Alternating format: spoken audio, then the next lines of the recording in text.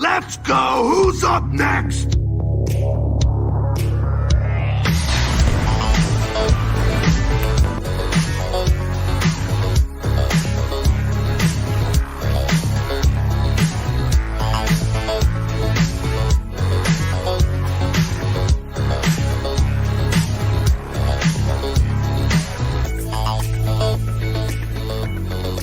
Welcome, Internet, to the Xbox Empire podcast, part of the Play Some Video Games network of podcasts. I'm Elaine. Donnie's here. Donnie's got the drinks filled to the tippity top. And we've also somehow convinced Rebecca from the Nintendo Shack that it would be a good idea to come on this podcast. Hello, it's always a good idea. It is a good idea. I appreciate you being here. I'm so excited. This is our second show Can you tell I'm a huge together. Xbox fan with all of my Nintendo and my PlayStation? I just want to come over there with like a spray can of green paint and just tag everything with Game Pass and then run away. Teach me the ways. I need to learn. Don't you have a Game Pass subscription for PC? I did. Didn't I bully you into this at some point for at least a month? I took advantage of that free trial that they had going on for the 3 months for $1, and I paid $1 to not touch Game Pass for 3 months. You're killing me, Bex. Yeah, Killing it came me, up, and it Smalls. still comes up every time I boot up my computer. It pops up, and it Just stares at me, and I don't. reminding you of your sins of not using Game Pass. It is a sin. I will admit that. I came on this podcast to start trouble and not use Game Can you already tell I'm the wrong person? No, just kidding. I really do want to go to a store and buy like a garden gnome, paint its hat green, have it hold a little Game Pass card, and just mail it to you. Just be like, I love that. Anonymous. It's I absolutely love it. Well, it's not anonymous now. It's never Told anonymous. me. It's always my trouble. So there's not, I'm going to be honest with you, Internet folks, there's not a ton of Xbox news this week. So we decided to bring Rebecca here to speculate about whatever we want to speculate about Nintendo and Microsoft. But first, I love speculating. who's playing video games? Rebecca, you're visiting. Are you playing video games? I am This playing week? some video games. Work has been really busy. So I've only been doing stuff here or there. I have been surprisingly playing a lot of that Pac-Man 99 that just came out on Switch Online. Me too. I'm so bad at it. The problem is I'm actually kind of good at it. And they're like just short enough rounds that I'm able to just kind of pick it up and play it here or there. And I've like figured out the strategy for it. And now I'm just kind of playing it like every little chance I get.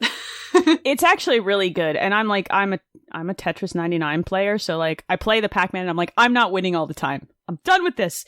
I'm also not as good at Pac-Man as I am at Tetris. So I have picked it up and put it down. But what it has done for me is make me reinstall Pac-Man Championship Edition, which was a 360 joint, and then has since, you can play that one or two. And I'm like, this is like if I dropped acid and played Pac-Man.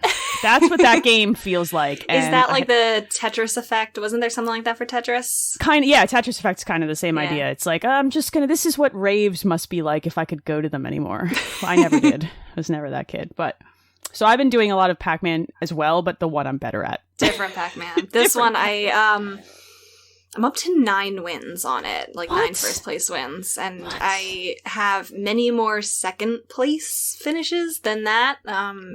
It's all about taking your time with it. If you wait it out and wait until the very last second to grab the little pellets, I feel like I know a lot of people who are still after their first win. I like want to make a video and show them like my strategy and show them if you're just patient, you can do it.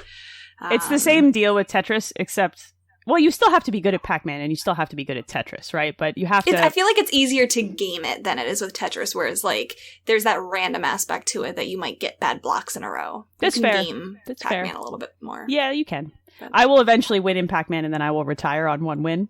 I'm going to go out on a high note. That's what's going to happen. I haven't won yet. You should. You should. The only other thing that I've been playing, I finished Until Dawn. That's not an Xbox thing. That's I think, is that whatever. a PlayStation. This week It is weird. but So- I know that you guys are appreciative of the Choices Matter games, and that is most certainly a Choices Matter game. And just like Mass Effect, I got almost everybody killed. I was going to ask you if anybody got out alive, but since you're a serial murderer in these video I'm games... a serial murderer. Don't spend time with me on my a God. mission. Don't spend time with me in a haunted mansion. You will probably die. You'll If she probably goes... die. If I get a text from Rebecca and she's just like, hey, want to come with me to a creepy place? And be like, no, because I'm going to get murdered. No, that's a bad decision. There seem to be some glitches. I will say that about a lot of the PlayStation 4 games moving up to PlayStation 5. The ports are not so good. I experienced a lot of glitches while playing it. I haven't played it on my PS5. I played it like 3 times on my PS4. I love that game. It's very good. Very, very good. Donnie, what about you? Have there been video games? Or are you in the same like limbo as I am right now still? Sort of, kind of. Yeah. So last week I said I was going to finish Ori and then start like Far Cry. Mm-hmm. I didn't do any of that. I know you didn't do that. I didn't do any of that. After we recorded Nintendo Shack, my wife and I were talking. We're like, we really should do something with the kids. So Friday late night, we set up like family game night. Okay. And we did Overcooked, all you can eat edition on Series X. And we did Jackbox for like 3 hours. And then we watched a movie. And it was the last time I touched my Xbox because I picked up Ghost of Tsushima. Oh. So I've been checking that out this week over on PlayStation. We also decided we should do something with our children because they're getting to the ages where my 11-year-old is like, I don't want to hang out with you because you embarrass me, mother. He's very cool. Yeah, he's like right on the border. He'll also just randomly say I love you and give me hugs. So we're like dancing between.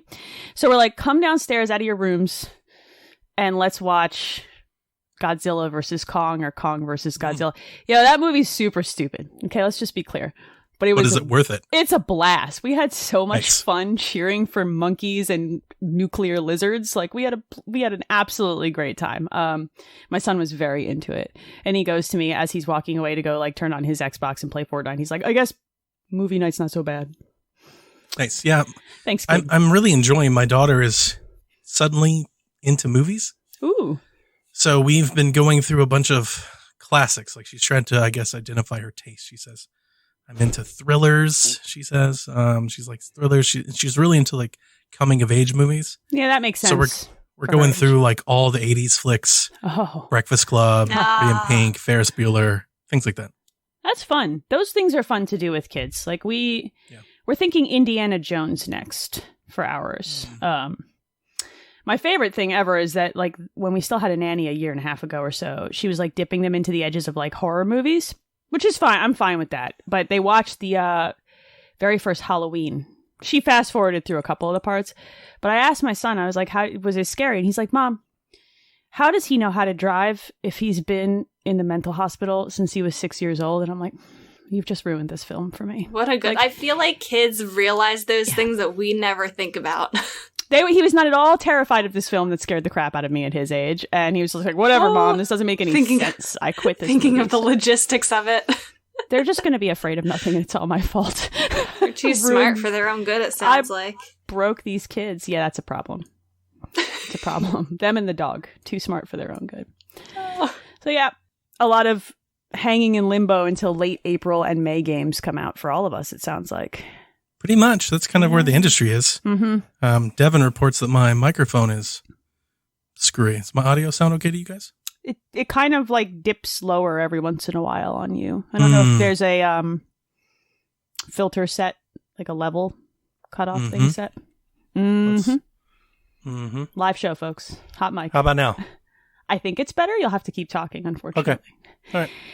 Donnie, why don't we dip into the news? We have some news, but it's like... It's the fun rumor kind of speculatory news, and that's why Rebecca's here, because why not fight about it? That's what we're going to do, so tell me about Exactly. So let's start with BioShock. BioShock is possibly going open world, according to the developer Cloud Chamber's job listings that they have up on their website. So this developer, Cloud Chamber, is made up of ex-BioShock veterans, devs, so this will be like their first game that they've shipped under this label. But apparently... They're hiring a writer who, quote, can weave impactful character-driven stories in an open-world setting. I don't know that I even want more BioShock. This is where I stand on this matter. That's a hot take. It is. It's probably a hot take. I think I'm good. I was pretty satisfied with Infinite in a way that maybe perhaps most people weren't, and the weird flowchart that thing did to my brain. I felt like the crazy meme staring at the wall with all the pictures and drawing lines. I felt like a nut job after that game. I can't do that again. I can't go through it again. I don't know if I want... Do you guys want more BioShock? Rebecca, have you even played those games? I own the BioShock collection. I got it for Christmas, and I haven't played it yet. But it's on the list of ones that I want to play soon. I was told that I would like it. For what it is, I think. I want to try it. I think that first game is actually aged pretty well, all things considered. And the second game wasn't as good, but its DLC is among my favorite BioShock content. I haven't played Infinite since release, though, so I don't know. I feel like every game now just wants to go open world, but not every game needs to be open world. I think it's kind of exhausting, honestly. And I say this as a person who really loves open world games and running around them, but they're big, and like I'm still playing Assassin's Creed Valhalla. I probably have 80 plus hours in that game. I can't, it's too much. It's overwhelming. I don't know that I want a game as narrative and world building driven as BioShock to do that, personally. I don't know. What do you think, Donnie? Where are you at with this? I think that's fair. I mean, I would agree with you, I think.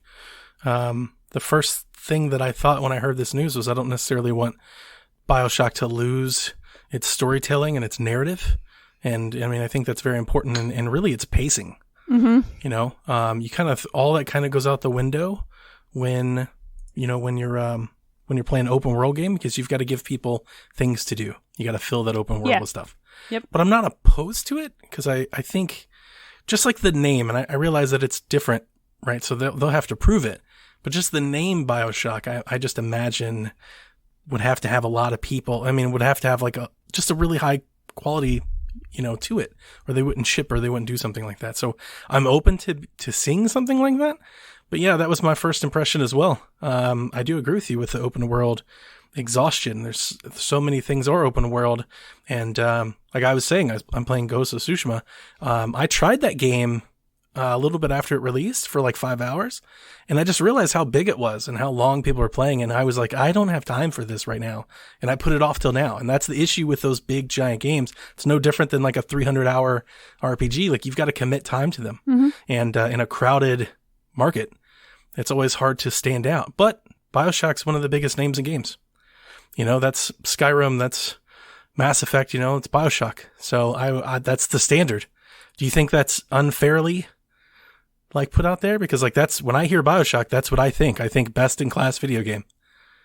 Yeah, I think so. And I think it's probably built one of the more unique story-driven worlds in games in the last couple decades too. It's very memorable to me, especially. I remember time and place where I played that first game and how that experience felt.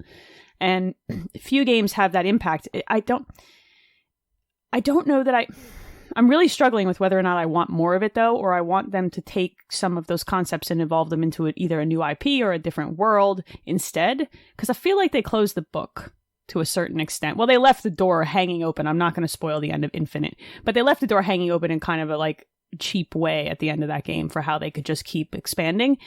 And I don't know that I don't need more of it. I think they did a good job with that world and shutting that chapter. I would love to see something new instead. And I'm not opposed to open world. I just don't know that I want it for this, I totally agree with you. I think I usually always want to say I'm ready to see something new. Yeah. But we say that all the time, and the collective we see something new, and then we start, it looks different and it's not the same. Yeah. So it goes both ways. And I got to tell you, if I was, it's 2K, right? Publish? Yes, still, I believe. Yes. I think it's 2K. So if I was 2K, it's like, hey, we're going to start a brand new game. And you kind of look at the last few years and you're like, well, how are those new IPs turning out? And then it's like, or we can just create a new BioShock game. It's like, yeah, that sounds like that'll make money. It will make money, but the question is what happens on the other side of it to a storied franchise that you could potentially drive into the ground with the wrong choices here, right? Absolutely. It's got a pedigree and a pretty good one. Not everybody lands on the same side of how they feel about Infinite, but people still feel generally positive about this franchise. Give me an open world one. You have the potential to bury it. You almost did that with Mass Effect. And they're dragging that back from the tendrils with a remake. there's not a lot of room to fix it if they screw up BioShock. That'll probably be it. So, fingers crossed. Can't we just get less open world games and give me more 10 to 12 hour narrative experiences? I don't even care if I pay $60 for them. I'm exhausted. Okay. I would love that too. You don't care. No, but I know. Many people do. Oh God, the people with the spreadsheets calculating the cost per hour of a video game. Please. It is refreshing to me when a game is less than 20 hours. Yeah. Like, I'm so excited. I am less inclined to play it if it's more than 20 hours. It's like, I don't have time for this. It's more of an incentive to buy it. Like for me, if I'm in between games and I'm like I am now, or I'm waiting for something, it's like, hey, you can beat this game in 20 hours. It's like, I can fit that in. I can do that. That's doable. If you say 10 hours, I'm like, oh, hell yeah, let's go. I'll buy that day one. And I don't care personally that it costs $60, and that's a disposable income level conversation, but I'd rather have an experience that feels like well wound together for 10 hours than a meandering nightmare experience for 60. That's just me. And I love open world games because I can do dumb things in them, but not every video game needs to be that. Because I'm old and tired. Could be Rage 2, BioShock. I didn't hate Rage 2, but it wasn't what I wanted. Right, and that's the scary part of like with BioShock is it could be that. Yes. Yeah. Yes. You don't hate it, but it's just another open world game where you blow up stuff and drive around. I don't want them to do that to BioShock especially. I am very fond of that franchise for very specific reasons not related to the actual action of playing that game for the most part. Yeah. So, I don't know. Maybe you'll like it anyway. No more open world games. Can we take a timeout? Am I allowed to make that? It's going to be BioShock with Vikings. Okay, I feel like wait. every... I'm coming back. Every few years, there's a new trend in, like, what the popular genre is, and I feel like open world is right now, and eventually that fad will pass, and something else will take its place. I feel like open world has been that way since, like, 2009. It's been for a long time. I think it's latched on at this point, and I think what it's evolved into is open world games as a service. That's what it's evolving into. So if you look at games like Destiny, even, where they're dipping into those world events and it's still evolving, that's what it morphed into. Even Assassin's Creed did that with like seasonal events. Still doing it. I don't think this crap is going anywhere. And I don't hate it. I just don't need every video game to sit in that box because I will never finish another video game again if that keeps happening. It's too much video game. Thing I never thought I'd say as an adult. It's too much. So, the next thing. The big thing. Let's talk rumors. This is why Rebecca's here. I thought this would be a good segment, and I debated. I was like, I can bring this up on Nintendo Shack. We could do it on Xbox. We could do it on both. But Xbox really needed the content this week because there's not a whole lot in the news, and to be quite frank, like I was also knowing like I'm not playing a whole lot right now, so I thought this would be really, really good timing. And if you're into the Xbox sphere, if you will, if you're following the news and stuff like that, if you follow the leaks and the rumor mill on Reddit or Jeff Grubb or all that, you've probably seen this being bannered about for the last week or so. Jeff Grubb in his Game Mess video mentioned that everything in the background on Phil's shelf meant something. And he was talking about this Kojima rumor that Xbox is in talks with Kojima to resurrect a Google Stadia game of all things. Could you imagine if that actually happened? I might combust. I can't do that with you today. I might. I kind of wish that happened. I kind of wish Hideo Kojima shipped an exclusive Google Stadia game. I just wanted to see Twitter that day. That would have been amazing for me. But that aside, it kind of kicked up, reignited the very prominent placement of the Nintendo Switch on Phil's shelf. Yeah, he's a troll, man. He knows what he's doing. Oh, yeah, he is. And then Ed from Xbox Era, Nick, Special Ed, he mentioned that, like, hey, yeah, the cat's out of the bag. Tune in later this fall. Now, I want to say this, because I told him this in chat personally. Usually when somebody says the cat is out of the bag... Yeah, something's real. That means that you tell somebody what it is. Right.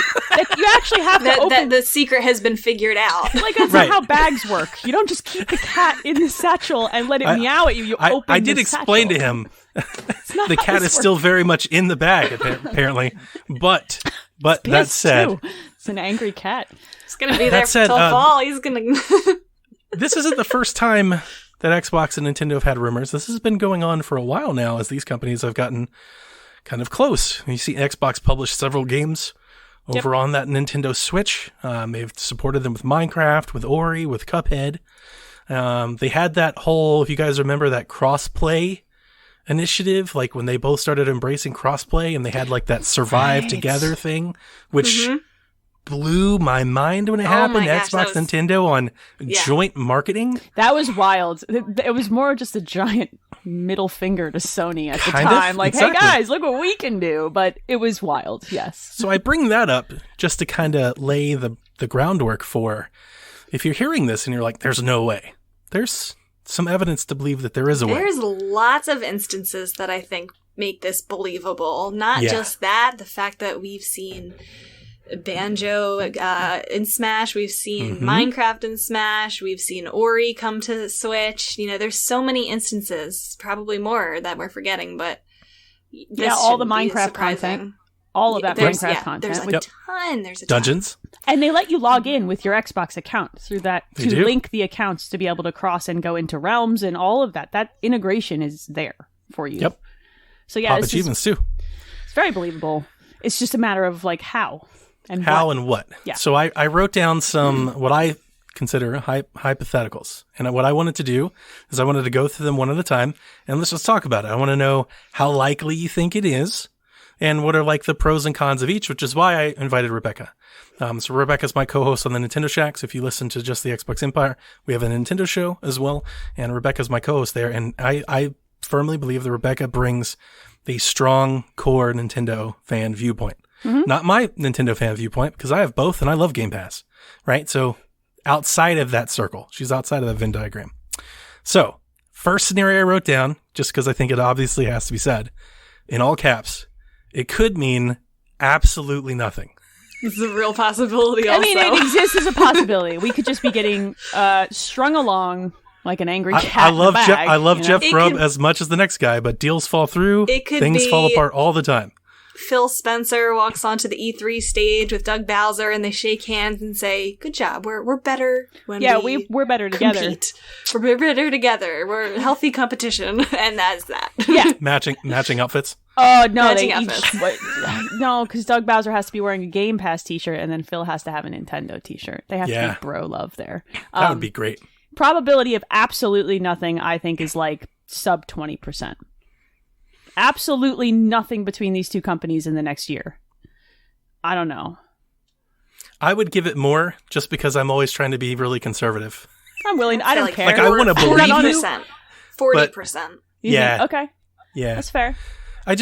Things fall through, right? Like Sure. all the time. The history of video games is just paved with the graveyard of failed projects and partnerships. So like just things happen. But So- you really think there's a 40% chance that that Nothing at nothing, all. including not even a single other game, gets cross-published onto a Switch? Because that's where I think that the absolutely nothing scenario doesn't make sense. They have a good publishing relationship. There have to Well, be remember, games. Matt Booty did say at the start of the Series X that they were done publishing games on Switch. I also He did don't say that. believe him. I But we'll think see. I think that's a very fair argument to take, but he did say it. Yeah, no, I know what he said. It's All nice corporate talk. to. Yeah, it's Yeah. nice to say things, but like I've seen plenty of that before too. We're done. Oh, well, wait, not yet. Yeah. You They know? want to get more bucks out of you. If they can sell it there and then you buy it because it's not coming to Switch and then they bring it to Switch, oh, okay, I guess I'll buy it again. Absolutely. That's exactly what happens to me every freaking time. I've complained. And it works. Yes, It works. It's actually genius. What happens is it comes out on Game Pass, and then it gets published with a physical edition on Switch, and then I end up with liking a game and then putting it in a physical edition on my shelf, just like Donnie does, because we have a problem. I don't We want to have a talk problem. about it. All right, it's a problem. I bought a We need to physical do copy like of Hades on Switch because I'm that We person. need to do like a Gamers Anonymous group. Wait, no, I don't. No. It doesn't even need to be anonymous. I know who I am. Would you like a tour of my nightmare? Come down to the basement, kids. Like here. Okay. So that's that. Second scenario. Master Chief comes to Smash Brothers Ultimate. That would mean 3 of their characters being in the DLC. Mm-hmm. That's a lot.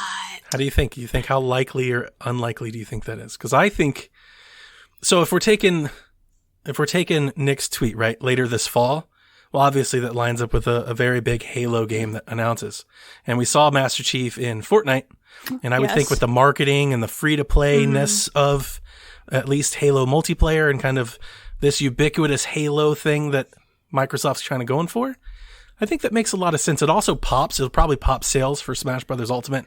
I would argue, in a way that I don't know if any other character can at this point. Debatable. I say no solely because of the fact that he came to Fortnite, and that I feel like is a licensing nightmare to be having crossovers in two major games like that of that capacity. I don't know what the licensing agreements would look like. I'm not an expert at that. I just think that the fact that exists diminishes the chances by a lot. Okay. The same reason why I think, like, once Raymond got into, like, Brawlhalla or whatever it was, people were saying that severely diminishes the chance that he'll get into Smash. Like, the fact that he's appearing in other similar, I want to say, quote-unquote, because I know Fortnite's not similar, comparable to Smash, but it's a big-name title to get your character in. Yeah, and Epic seems to be pretty aggressive about their licensing type of deals. Because just looking at what they pull onto their store and how they suck it away from Steam and stuff like that, they're not playing games. You know what I mean? They really want compelling reasons to have people using their store and buying their content. So I could maybe get on board with Rebecca on this one. Also, there's a music licensing issue and building a stage, and there's a lot of like nuance to this. I'm not saying that this couldn't happen, because I've said stupider things and then they've happened. It happens constantly. But I don't know. I think Doom Guy is more likely at this point. Okay. Into Smash. Yeah, I think Doom Guy would be a great candidate as well. Mm-hmm. I don't think Doom Guy pops, fan excitement like Master Chief would. I would say that, except there was a lot of real cute meme crossover that happened when Animal Crossing and Doom Eternal came out on the same day that people really bought into hard, especially on the Nintendo side, and it was very good. And I just I kind of want Nintendo to embrace that nonsense. Yeah, I was gonna say, if they leaned into that with the invitation trailer, part of the reveal trailer, having put her on his back throwing like grenades at dudes. I don't know. It would be great. I would be here for that, like, deeply. So I kind of want that just to see the trailer. Yeah, me too. It would be cute and funny, and like I think Master Chief's. I'm gonna say this. People are gonna get really mad at me. I think in Smash he would be boring. I just think it would be a boring character for Smash. I think. Do you think he would be too similar to Snake? Yeah, and I just don't think he has the personality to carry like Smash's kind of, bravado almost. Like, charm. He's a boring character, dude. He just is. His name is John. Like, come on. Like, he's just fight me. Like, he's boring. He is boring as hell. All the Johns out there suddenly hate I'm sorry, PSVG. Johns, but like, he's. I also want to say that I think out of all of the possibilities that this could be, because we're about to get into some spicier ones, I think this one feels attainable in a way that those other ones don't. Like, some of those other ones, it's not that they don't, it's just like those other ones are kind of a bigger leap, it's like it's a bigger stretch than this is a Smash character. Here's the thing, if we're waiting until fall to hear from this, that could mean one of two things. It is a Smash character, and that fits with the timeline of, okay, we're getting one during E3, and then we're getting one in the fall, so that kind of matches with that timeline. Two, I think that if it's till fall, if it's not that, it's something much grander. There's a reason why we're not getting it sooner. Yeah. The other thing is, compared to other leaks, Smash, I feel like, has a wall of so much harder to leak type of thing. Sakurai really, really holds that close. I feel like in recent years, when Smash leaks, those leaks ended up being wrong. The past couple fighters really haven't leaked. So for that to leak this early, that there's like a Microsoft character coming to Smash, I find very hard to believe that that's credible. They also seem to really latch on to characters for Smash that fit into their first party and third party, like almost anime crossovers. Like, they're not, I don't know that he would be all in on putting Master Chief in Smash. I think that'd have to be a real hard push sell, and he's just not that guy. I don't know? think... Did he say, and I can't remember if this is the last pack or this pack, that he isn't the one making the decisions, it's Nintendo? Yeah, he said that a few So times. he would have no he say. said that a few times, but you know, I mean, I'm sure he probably has, like, the final word, but I think it's mostly Nintendo pushing marketing things this time. and that's true, but you got to buy in on the guy who makes the game and then sells it to fans too. Like, you got to get some buy-in there. You can't just say you're doing this because we said so and expect him not to be like, you're gonna lose me and then you're screwed. So he has a lot more power. Especially if he's not enthusiastic, if he's doing the presentations that I think are meant to sell this character, if his heart's not into it, our heart's not going to be into it. Yeah, you can't come at this like blasé about it, something like this. So, and I don't think he'd be. Look, I don't know him personally, but I don't know that he'd be super enthused by having a character shoved into his video game that he doesn't have a vision for at all or care about in any way. But what do I know? You know, but like, this is the easiest, the lowest hanging fruit, maybe. Yeah. But I don't actually know that I want this, or a large portion of people do. Do we think that people would want this? I do. Yeah. I think people would want it, but I think as far as this rumor goes, this would be a boring one for it to Agree. He's boring. Sorry, y'all. There's so many Don't at me. possibilities, and like, if this is what it is, that would be pretty disappointing. I I'm would be not bummed. a huge Smash fan. Yeah, I'm not that big I into like Smash or Halo, like but I Smash still turning think... in- Go I ahead. think the union of the two franchises, like Master Chief being kind of included in the collection that Ultimate it is, I think would be I'm here for it. I think that'd be I really was going fun to say the see. legacy aspect of it. Yeah. Is Sure. he a character worthy of that legacy? Yeah, I mean, we're talking about absolutely. like we got Terry Bogard and Piranha Plant. It's like I'm just you can say he's boring, but he's still Master Chief. I'd Sure. way more Yeah. rather have them, than some of the other characters that we've actually already gotten. That's also fair. I'm still on Team Doom guy if we have to put a guy in a spacesuit in a video game, but I do Both. hear you. Yeah, but let them fight each other. That's everybody's like They could be nerd Echoes. dream. Hell yeah, let's do that. And then put Samus in there and have her beat both of them up. It'll be Oh great. man, Yeah. see that trailer writes itself. I know what I said. The third one. This is just the one that I pulled out. Rare replay. I put in parentheses, or another legacy game comes to Switch. I think of all of them, the Banjo games are the most likely candidate for something like this. They've got. Do you think they would do like Banjo games separately or a collection, or would they just do rare replay? Are we I asking could see what a I want? collection. I could see a Banjo collection, the 2 games and nuts and bolts in one package, like they've done with Mario, because they already have the crossover into Smash, and that actually Correct. I think is an easier sell for a lot of people than Master Chief and Smash. People have fond memories of Banjo on their N64s. I do, Absolutely. And Nuts and Bolts is a great game that never came anywhere off of an Xbox console. So I would love this one personally, and I think it's doable. I do think Rare Replay is probably more likely than a Banjo collection, but it's this kind of the same vein there, right? Sure. How many games are in Rare Replay? Does anybody know off the top of their head? Bunch. There's a lot, right? I don't know off the top of my head. I want to say like 15 or 20. Did they Chat, get you have to licensed check all me. in one clip? I How guess, does- yeah. It's rare, right? Yes, but I wonder if there's any other considerations that are involved in that, because who knows who helped know. work on. I I don't just know. assumed They it would was- have to be ported individually. I mean, they're backwards Yeah. compatible titles. They're not like it's not like they're all remastered and done. Yeah, that's true. So I do think there's that's a little strange because half of them are just the 360 games that are running in the 360 emulator. Yes. So that's why can't necessarily do that on Switch without some legwork. that's why all of them I think is a lot of work. Like, I think that would Yeah. be a big sell, and I'd love to see it because I would love Viva Pinata on my Switch. Let's be real here. Like, Yeah. That's what I really want. I was Perfect Dark. I would like Okay, Perfect Dark fair to be on enough. the Switch, I yeah. know who I am. I would like to breed the animals that are weird. So, Do you think they would call it Rare Replay, or do you think they would give like a collection a new title to be like, okay, here's the Like a Switch new version thing? of this same thing? Maybe if they could it's like trying to blend the ideas. Maybe if they could take a couple games and remaster them and kind of release another, like Rare Replay All-Stars. That's kind of what I'm like wondering. Put a shiny coat of paint on Yeah. it, upgrade the visuals a little bit.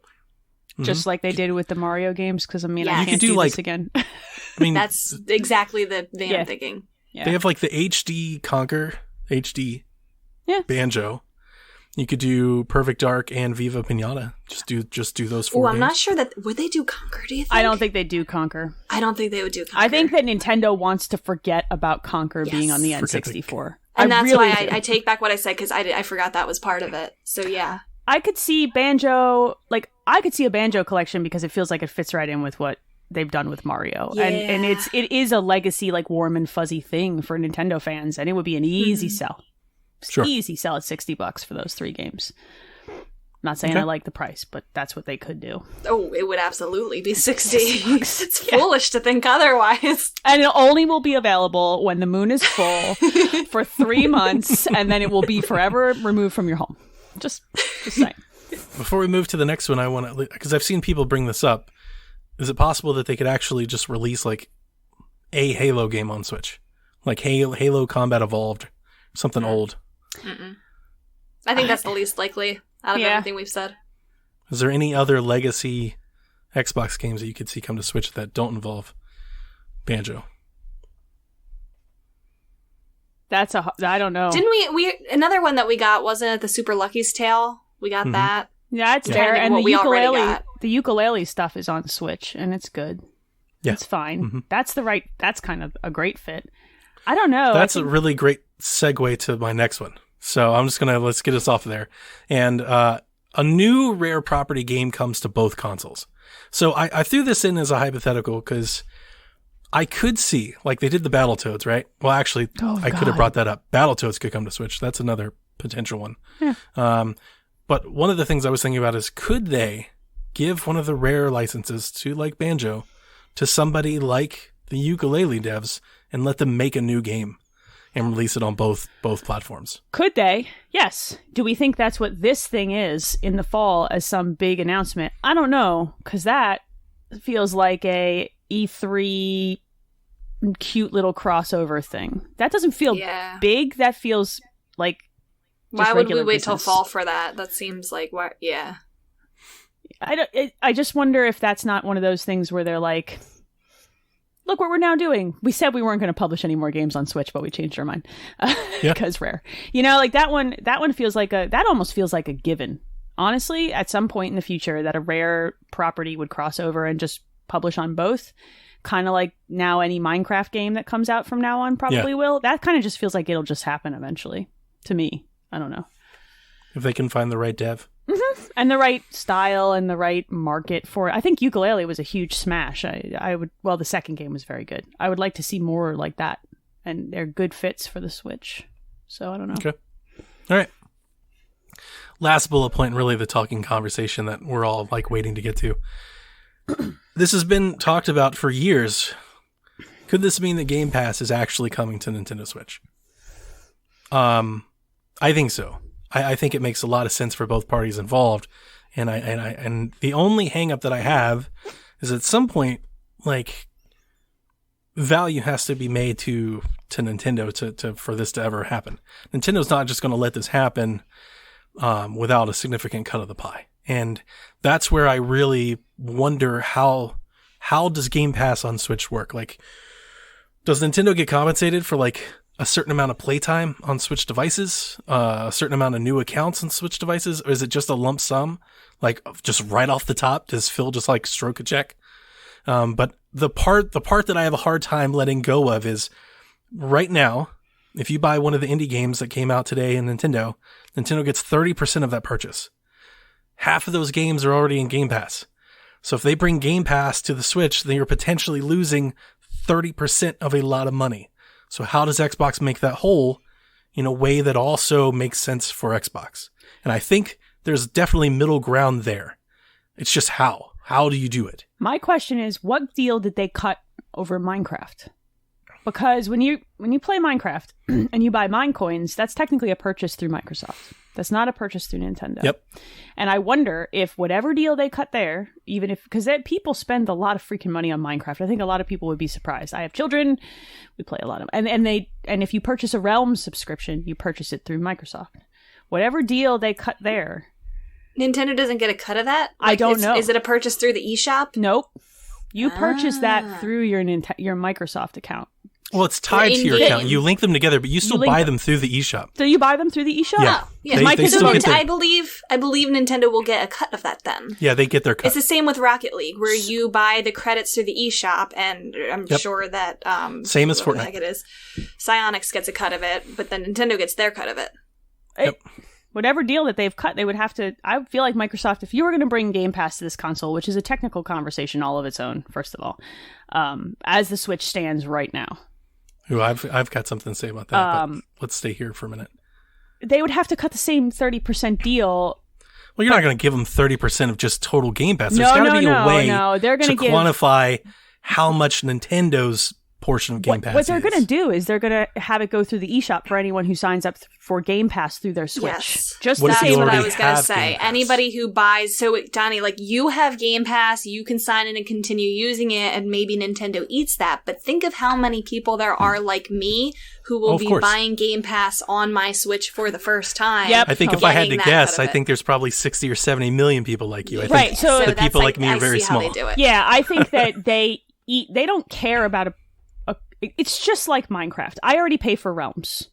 I pay for it through Microsoft on my account. I log into my Minecraft account on my Switch. Nintendo doesn't get that. Too bad. So sad. They don't care about that, though. They care about the people who are going through only their console. And people like Rebecca. Well, they're still keeping you playing, which gives them engagement. I'm on the console. Stuff. They're happy. I'm browsing around the eShop occasionally. Nintendo gets something out of the deal. But what they stand to gain is whatever X percentage off the top of people who purchase a Game Pass sub through the eShop.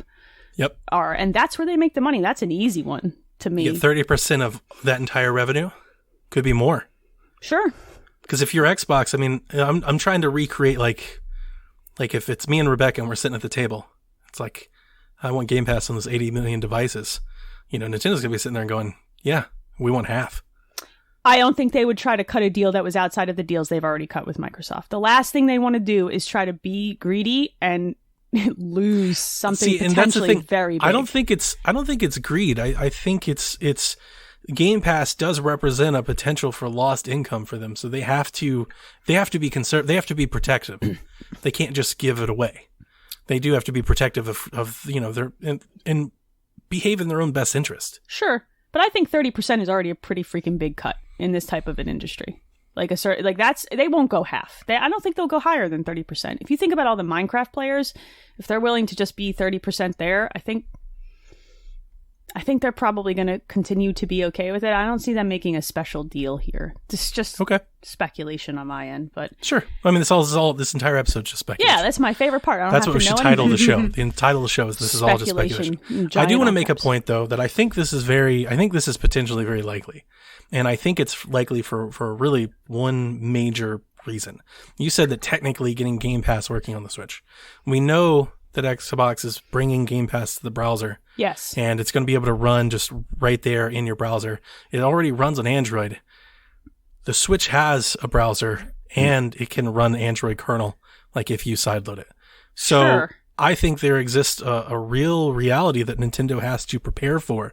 That if they put up the walled garden approach and they're like, hey, no Game Pass, you're never going to do this, eventually people will find a way like that. And I think that causes them more heartache than more headache than it's worth. So I think in that regard, not only is there potential, for getting games that you can't get, obviously that's what's in it for Nintendo. Why is Nintendo even interested? There are games on Game Pass that just can't run on a Switch and you need a partner to do it. Absolutely. Right. So that's, and you already have a partnership where you're already working with, Xbox to do some of these cross-publishing deals, and you have a shared market interest in the fact that you're both looking up, at the king of the hill, PlayStation. So with all that factored in, I think if they don't do it, I think you'll find more and more people as the years come, more and more people will be finding ways to do it on their Switch, which I don't think Nintendo wants. I'm actually curious, technically, not about whether or not it would run on Android, but whether or not the Switch has a Wi-Fi card in it with sufficient bandwidth and speed to support the streaming that Microsoft wants to do for Game Pass. That thing has been on the struggle bus for stuff like Control. The only evidence, in the past. Yeah, as I say, the only evidence I could bring up is the titles that are already streaming, and I've tried Control and Hitman, and they ran fine. They ran okay. You know what I mean? I think that's all you're going to get. To be honest, I don't. Right. It's not going to be an amazing But 4K stream, but but it's does going to be better Microsoft- than nothing. But does Microsoft have standards in place that they want to meet for that stuff? No, they're still streaming mostly in 720p.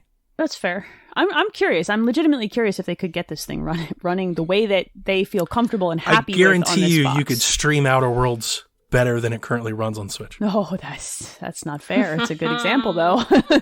The other question I wonder here is, like, Nintendo is clearly trying to put their own streaming solution in place. Like, does this cause them I'm really strife? happy. I'm really happy you brought that, because this is one of the things I was going to talk about is future proofing. Because they have a partner in streaming. They have this Ubitus. Yes. That are doing cloud games that are paid and bought separately on the eShop. Now, Nintendo doesn't own them. That is just a partnership. Maybe a part of the deal is if Nintendo is looking in the future about doing some sort of streaming app for devices off of Switches, maybe they have a built-in partnership with Xbox, who are already doing those sort of things. Like, Xbox isn't just about Game Pass and nothing else. Correct. They're hosting other video game streaming services. Like, they host it in their cloud and their client. So they're not opposed to working with a competitor. That might be a part of this partnership. It's like, hey, we want to do Game Pass. Let's do that now. And when you're ready to do the Nintendo game app or a virtual console or whatever you're going to do, streaming, like, we'll take care of it and we'll help, we'll work on it and we'll help design it with you and do all the wireframing and everything for it. It's possible. I actually think that's almost organically makes sense. You could Sure. definitely see these two people sitting at a table and kind of coming to that conclusion. I could also see, to your point about potential lost revenue for Nintendo off indie games, I could totally see them saying, if you buy Game Pass through the eShop, we'll give you 20% off eShop titles that are on Game Pass. They could totally do that the same way that Microsoft does that right now, but only if you go through the eShop to purchase the Game Pass sub. Now they can double dip. Now they can get people who want to own it or who it leaves Game Pass, they grab it. They could totally get what they want back out of that solution, now that I'm thinking about it. I'm wondering, because we've had the rumors that Nintendo's revamping their online service. I wonder if there could be any overlap with that and this kind of service, if maybe they would be offering kind of their own thing on top of it, like maybe including their own indies in on it, like having a Nintendo section on the Game Pass type thing, like things that wouldn't appear maybe in, the absolutely normal Game could Pass, see but in the Game Pass app, like a section of titles playable on Switch. Yeah. yes. Yeah, totally. Yeah. Yes. And if they are revamping their online service, one could speculate further that they're doing it for the purpose of building out a Game Pass spot in Nintendo Online for you to sub right through there. Well, that's what I'm like- thinking, is that rumored online update could be that. Yes, totally. Yes. So they could And have maybe you... that's part of it. Maybe you need to have Switch Online. You to probably purchase do, Game and then- Pass. and then you dip so in that could again. be extra. That's that could be actually- extra money for them there. I didn't think about that. That's genius. I 100% think that will be a... if you have Switch Online, you can then also sub to Game Pass or use your game. So if that's the other way... Pay money to pay more money. Well, that's the Yeah. other way that they get people like Donnie and I who already have Game Pass to at least dip into their service and pay them something. Oh, well, if you want to use the Game Pass app, you have to pay for Switch Online. Would it make And you people will. mad? Yeah, but I will. It's $20 for a year. It's $30 so what for would they people. do? They'd raise it like $4.99. They wouldn't, They don't even have to raise the price of their online service. Yeah, They're no, just- I don't That's think true. so. They don't have to touch it. They don't have to even make people even more mad. They could just say, look how cheap I it would is. say not raise Don't it, touch because the if you're price. already asking people, you have to be. That's like Disney Plus doing you're paying for Disney Plus, but you still got to pay for these movies At full a good point. price, yeah. Like, at full I wouldn't price. rule it out if they raised the price. I wouldn't rule it out either. if it was like a side option, like an add-on. I think they would do it in a different breath. They would say, by the way, when the Switch Pro comes, online's going to be $25. I can Yeah. see that. And then Yeah. next time an announcement rolls around, and now we're adding Game Pass to Switch Online, like that kind of thing. Yeah, Yep. they wouldn't do those two things together. They would do. Yes. Nintendo is smart enough, even in their infinite stupidity at sometimes, to break those two things up to at least only make you a little bit mad at once. And they'll put some kind of package deal on it that if you get, your Game Pass subscription in the first month or whatever, you'll get Yeah, 10% off. or it'll be $1 for your first shot through it. Just like they do now. Oh, They'll you're a put new some subscriber. fancy bow. Yeah, there's a lot of opportunity for Nintendo to do this. Like, I don't think this is as implausible as a lot of people do. I think this is of all the partners that Microsoft could choose, this is the smartest, and they have a very good business relationship with them. Clearly. I mean, this would be, I want to get into I definitely want to get into, I want to know what Rebecca, like if she even wants this, but first. Yeah, me too. Let's cover the Xbox side of this.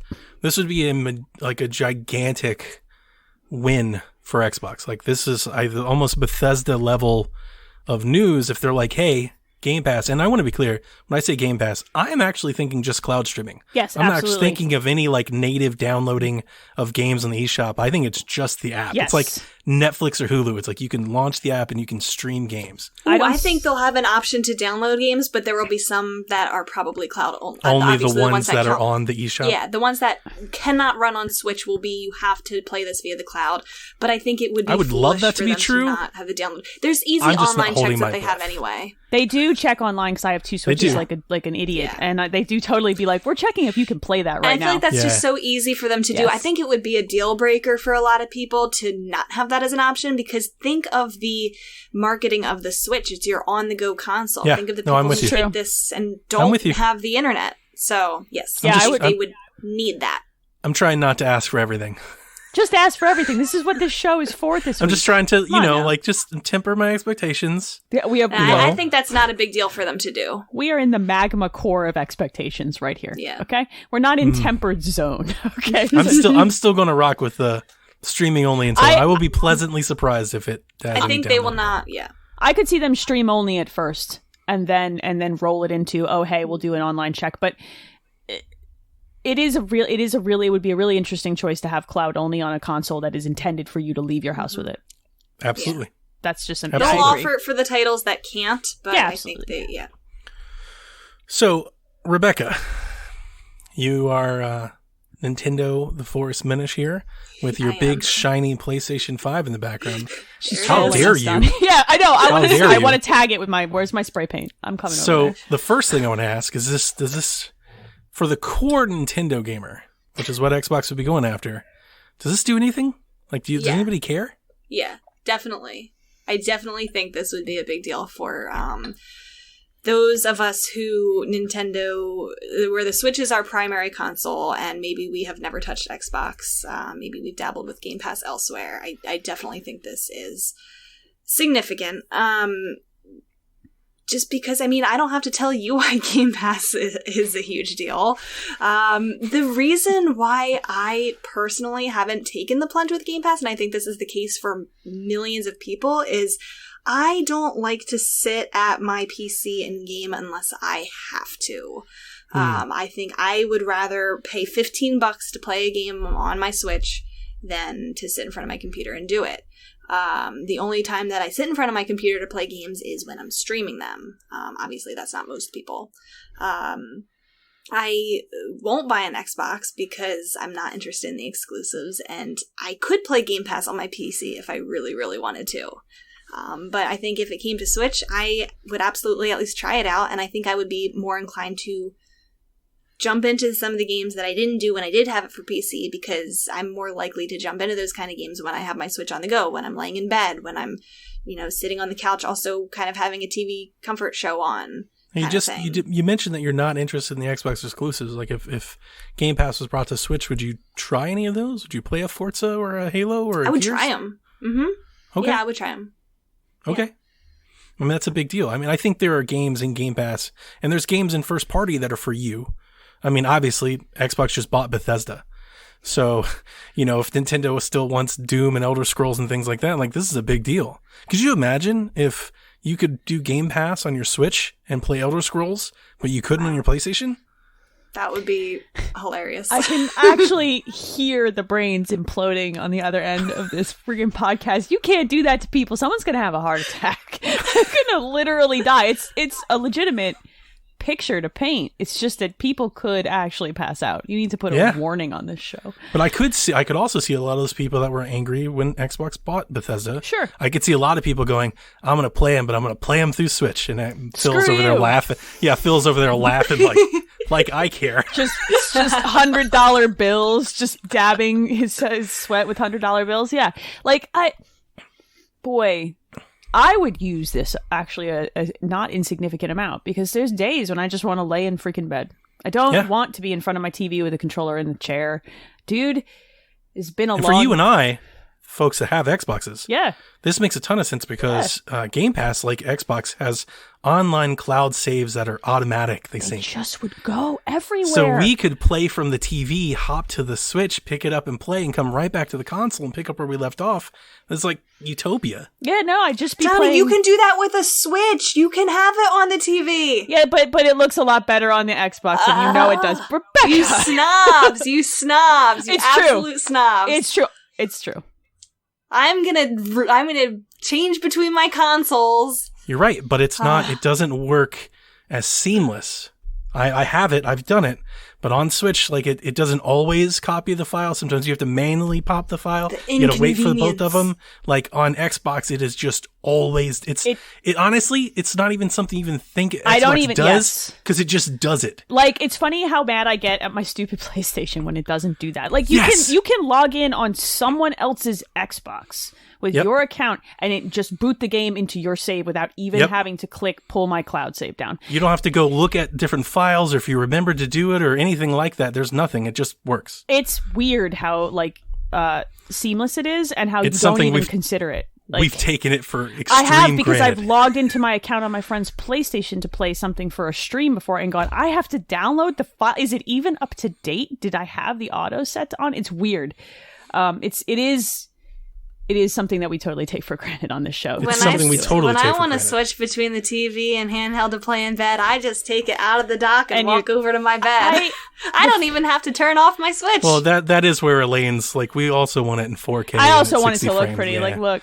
Yeah. Like, and I don't care about that. That's fair, and that's fair. But I've got this TV, and like I did buy this TV, so like Doom Eternal on Switch it's fine. It's good on for the what small it screen. can do.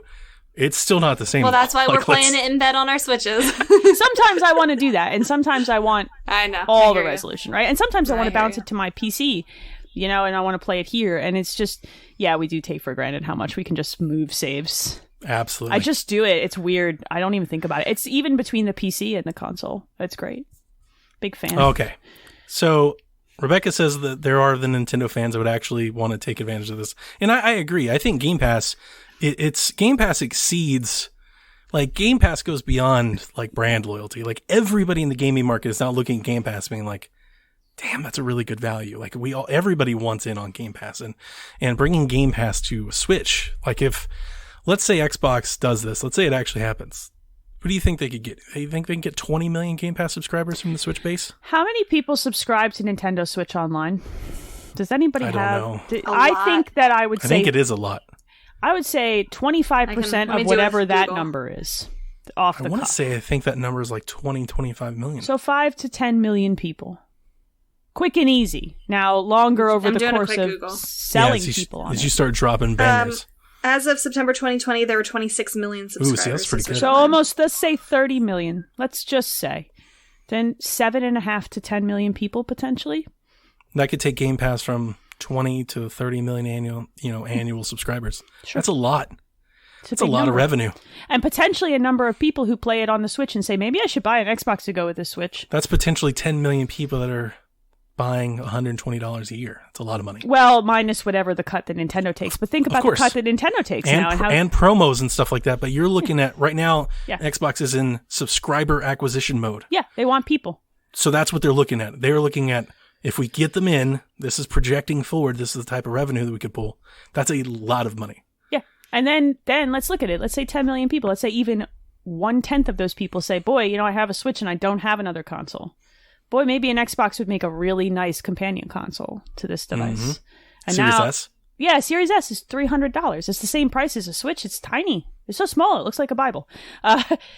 It's an easy sell, especially if those people don't necessarily care about pushing the 4K resolution on every single game, but it's cheap. And now I can play between the two. Could you imagine cross-promotional marketing? Like a commercial?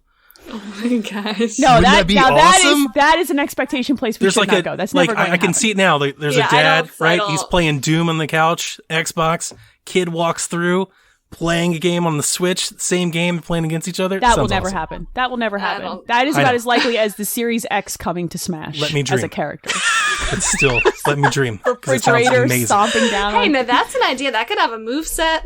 Look, that thing, it's a spirit. Put the Xbox Series X in as a spirit. Sheath is boring, but you want to put the actual box in. Yes, I do. And then the Kirby block would be the one that you Yes. play Coming to to Smash. represent Come it. on. Imagine when Kirby eats it. Come on. Coming to Smash, the Xbox fridge. Come on, do it. Come on, Nintendo, you cowards. It's just the fridge, and you have like arms and legs, or just arms. No, the arms and legs are the No. Series S's. Totally. Come on. Come on. Fight me. Let's go. Some weird Mr. Potato stuff going on. Yeah. Oh, Come on. okay. We had to get silly at least a little bit. It's I'm more so fun glad this you way. invited me on a business worth it. My biggest excitement about this is honestly just about maybe a move forward of kind of breaking down some of these traditional walls in the way people think. I kind of agree. We've so long spent time talking about these three consoles and these three companies in like these very compartmentalized little boxes. Like Yeah. Sony's doing Sony's thing and Nintendo's doing whatever it is that Nintendo feels necessary to do and winning at it. And Microsoft's doing their services game. And I would really love to see the tendrils start to cross because it's cool. And we all stand to benefit from these kinds of business deals. I just think that goodwill alone would equal sales. You'd sell more of both consoles just to have that moment. I really do think there is a percentage of people who own a Switch and nothing else that would play some of the Game Pass stuff and buy a console. I genuinely think it would happen. The indies alone, I would argue, from a Nintendo fan point, the indies alone would be worth it. I mean, I still think that. Even today's indie showcase, half of those games were in the Xbox showcase, and they're coming to Game Pass. Yeah. So, I mean, I think that alone, even if you're like, I don't care about Halo, it's like you're missing the boat because it's not about Halo. How do indie developers feel about this? I If think you were an indie developer, would you be psyched that Game Pass, and assume your game is on Game Pass, but it's also in the Switch eShop? It's on the Switch. I mean, for some indie devs, that could look like a loss of revenue, right? If they're like really curated Switch games, but I would imagine you didn't just that buy it on the Switch. You just, I would imagine those games wouldn't come to Game Pass at launch anyway. the thing about the eShop is that it is a crap show. And Yeah. it is an unorganized mess. So if I'm an indie dev whose game might get buried and it has any opportunity to reach more people, I would cut a deal for 6 months on Game Pass, not even the lifetime of the game. It doesn't have to be forever.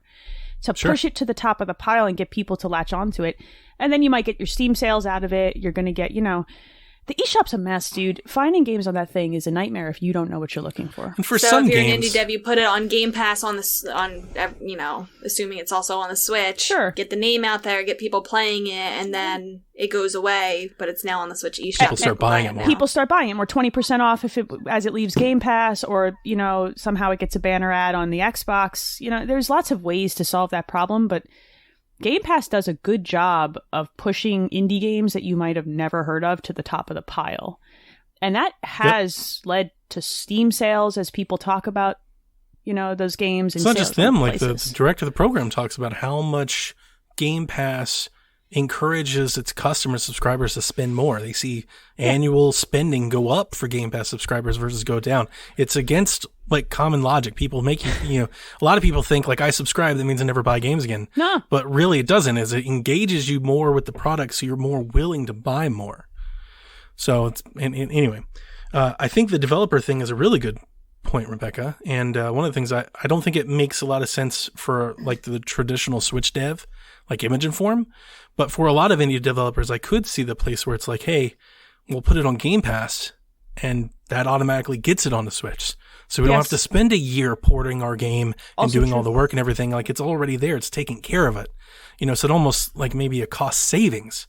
But for some of those traditional Switch devs, I think we would still see the same thing. I think they would launch on Switch first, Sure. get the promotion and the marketing, then go to Game Pass, which then in turn, appeal that, subscription model to anybody that hasn't already got it. And then they're always going to be able to snap up sales on the PlayStation 2 after the fact or Yeah. during the fact. There are plenty of people who say, screw Game Pass, I don't want to deal with Microsoft at all, and they buy it on the PlayStation. There's always going to be those people. There are a lot of them, and that's fine, so...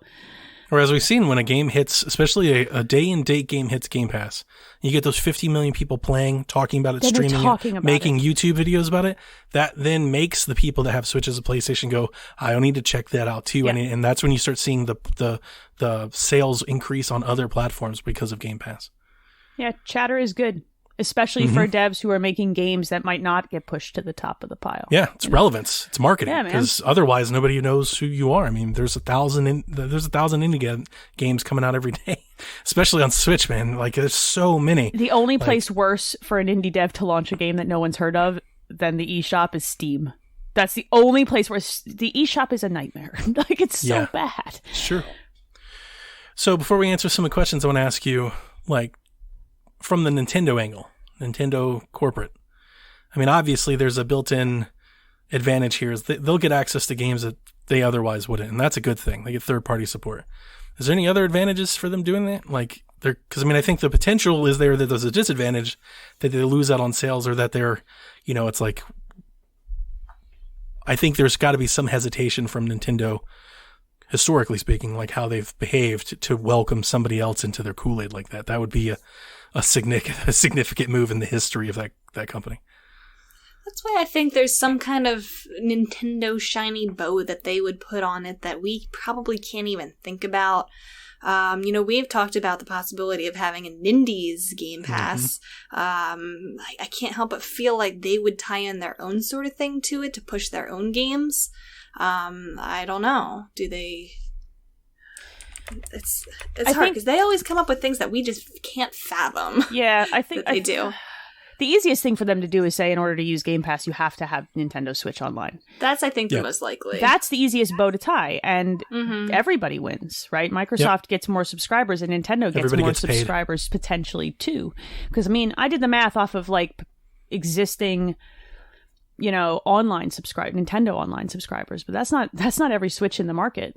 So there are people who would be like, well, fine, I'll buy into your stupid service to use Game Pass now. Especially there's also, if they want to play. I think, a lot of people who dropped off from it. You know, Mario Maker's kind of died out. Splatoon's kind of died out. I mean, I guess a lot of people still have it for Smash. I don't know, do they? I guess so. And especially with a lot of the free-to-play games, you don't need the Switch Online. Think of how many Fortnite players there are who probably don't have Switch Online. My students are talking about they're still into Fortnite, but they're getting into Rocket League now. Like, that's free-to-play now. You don't need Switch Online for that. What about Roblox? How many of those? Roblox is huge with kids. I'm curious if you need Switch Online to play Roblox.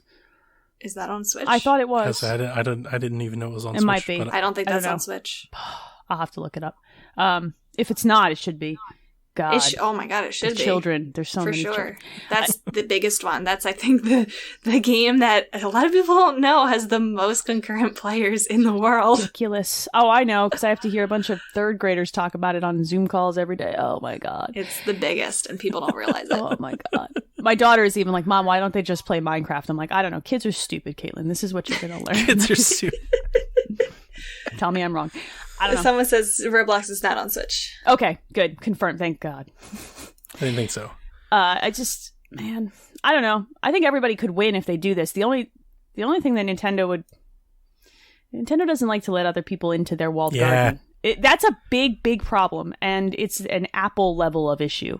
And I wonder if that comes with like a check. Like, is that Microsoft buying their way in the door? Sure. Probably, because this is historic. And they're doing it.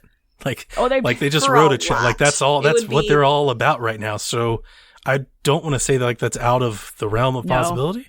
No, I don't. I almost feel like they would be the first one to break into Nintendo's walled garden with this. Yeah. Right? No, and this is what Phil wants to do. We've talked about, like, this is where Phil wants to be. He said it a bunch. He hates all this traditional console wars. Like, they can't be friends. They can't have, because this is the Microsoft way.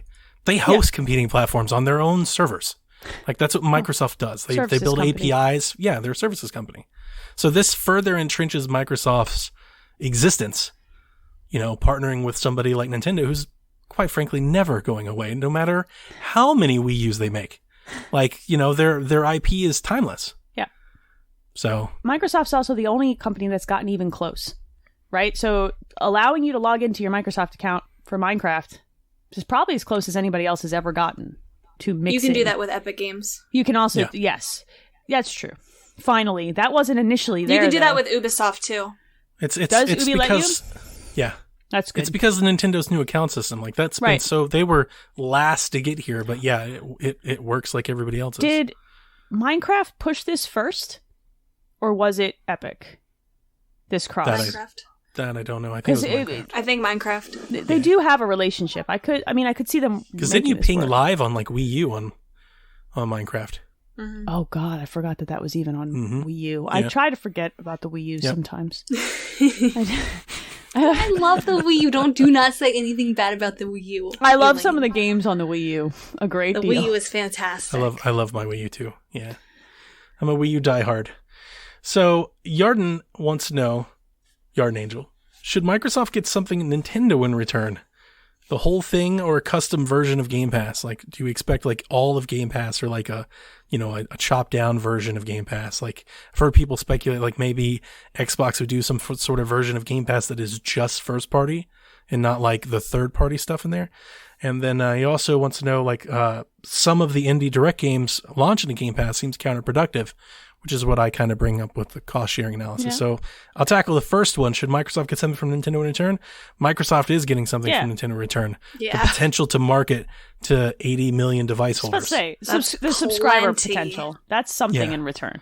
That's a bunch of devices and a new customer base, not just a bunch of devices, but a brand new demographic that extends outside of their traditional reach. Yes. It's not necessarily just the device. It's the type of person that's assigned to the device. There are so many people who only own Switches, and that's it. And so many people that just are Nintendo fans. Yes, like you're having the opportunity to market to them, whereas otherwise they're never giving you the time of day. Yeah. You're not ever even a thought in your mind. But the idea of Nintendo partnering with Xbox, I think actually kind of will probably flip the light switch on, and at least some of those customers will go, okay, Nintendo's cool with Xbox. It's not that big of a deal. Yeah. I can be cool with Xbox too. Yeah. It's fine. To the second question, the whole thing or a custom version, I don't see, it'll just be the cloud version to me. Yeah. There's no way they chop that up further because they don't want to confuse people anymore. Period. I don't think Xbox wants, I think it's a big reason you buy Bethesda and stuff like that is to be able to stand your ground on that. Like, no, we're not changing our version of our product for you. Like, it's either all or nothing. You can either have Game Pass or you can't. You're making a concession. Not every game is cloud streamable. It is technically a modified. Well, by the time it's not going to be. It's not going to be the best way to play these games. Correct, but it will be a way to play the games. Yes. Mm-hmm. Yep. And the only way to play for millions of people. Yeah. And the only way to play on a hardware like a Switch. Most people don't have a dedicated PC to play games on. No. So if you don't have an Xbox, this is your only way to play it. Mm-hmm. Yeah, and that becomes very compelling as the Bethesda thing evolves for a lot of people. Yeah. Very compelling. Yep. And a lot of people that are, like, if you've traditionally owned multiple hardwares, like, you could also be that type of person now. It's like, well, I don't need to. Especially if you're like in a life position where like you just had a new kid and you don't have as much time. There's lots of like, we could check lots of boxes, new job, traveling a lot, people who just no longer want to hold their crap. College students. There are a bunch of people who are just like, I just want the thing that's small. I can stick it in my bag and go. I don't have to have all the stuff. I don't even have a TV. I don't have a TV. I have a crappy TV. Mm-hmm. I don't want to put something on my TV and have to move it in 6 months. There are a lot of people that Nintendo has grabbed up with this console that have not played games in a long time. So, and Game Pass on the other side for those Nintendo folks, it just increases engagement on the system. If you've got people playing Game Pass on the system, those are people that are checking out the eShop, using the system. Their potential to buy more things from Nintendo. Yep, it's a win-win. Everybody wins. Yeah. Garrett, how do we make Game Pass on Nintendo Switch enticing for longtime Nintendo fans? Should there be a separate subscription specifically for the Switch? And if so, what's a good price point? I mean, I don't see them raising the price of Game Pass and having it be part of Switch Online. I feel like having it be part of Switch Online is the Switch tax, if you will. Kind of. Yeah. I think they have to be careful because I don't know. I don't think Xbox would raise the price at all. No, the price doesn't change. The price doesn't change based on what device you have. One price. Donnie and I have had this conversation in multiple different ways. It's already confusing enough between Gold and Game Pass and multiple tiers. And my God, if you put it on another device by making another tier, essentially, I've got so many apps. You can't do more tiers. I can't do it. Like, one number. I think it already is enticing for long-time Nintendo fans. You're paying a Netflix price to play like all of these indie games that you would rather, instead of buying it individually, you're getting a taste of those Microsoft exclusives that you wouldn't have. I don't know what's not enticing about this. I agree. Yeah, I mean, it's hundreds, potentially thousands of dollars of content that you're getting for 2 retail games a year at $120 a year if you're paying full price, which most people don't. I think to give the counter side argument of it is these people who, for the games that already exist, I feel like maybe if the people haven't played those games yet, why would they now? Like, if they're already available on the Switch, if they're interested in them, sure, they would have played them already. Not having to buy them all would be the only interest. The counter argument is the one I made before. Like, a lot of people have picked up a Switch that haven't played games in a really long time, potentially. Like, they're coming back in on this device, and they've dragged people back in that might have missed a lot of those games. And yeah, to Donnie's point, like, it's cheaper to pay $10 a month to check them out, see if I even like them, than it would be to buy a bunch of them. Yeah. And Nintendo's stupid online store still doesn't let me add a bunch of things to a cart, so that's one individual purchase for each video game. My credit card company hates me when they have a sale. Hates me. Zero wants to know, do you think that Control, and the other title escapes me, that'd be Hitman, being released as a streaming-only title was, in fact, a testbed for Xbox Game Pass streaming Nintendo Switch? Was this to prove the concept that game streaming can work on Switch? No. It's a different company. I don't think it was a testbed. I do think that the reason they rolled out in a slower fashion was just to see if that method of delivering games had any demand. I think that's why you saw them hold streaming to Japan for a while, and why you've only seen them roll out certain releases, because they're judging demand. They're trying to see, like, okay, how many people will actually pay us to stream games regionally too? Like, if that number isn't like high, why bother? That makes actually more sense to go with the Game Pass route, because it's like, look, if we're not going to make enough money selling these games piecemeal streaming, well then let's get 30% of the subscription service over here.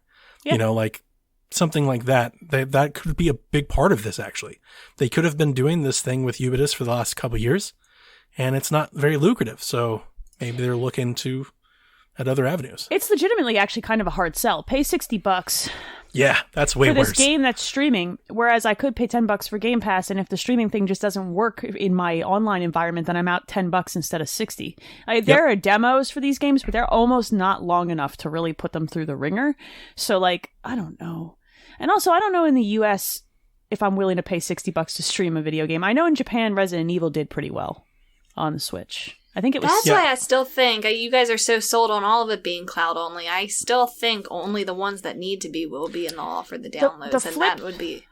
The flip of that is I could see Nintendo saying you have to make it cloud only to force people to buy the indies on the eShop.